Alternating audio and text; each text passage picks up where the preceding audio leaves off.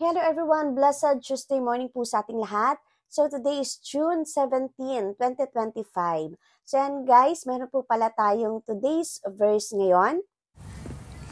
In the times of those kings, the God of heaven shall establish a kingdom that will never be destroyed, nor shall this kingdom fall under the power of another people.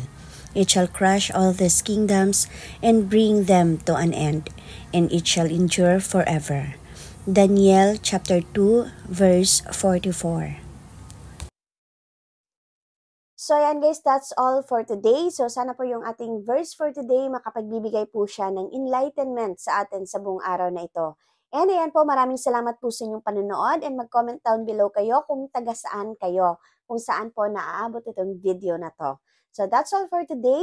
See you again on our next video. God bless us all. Bye!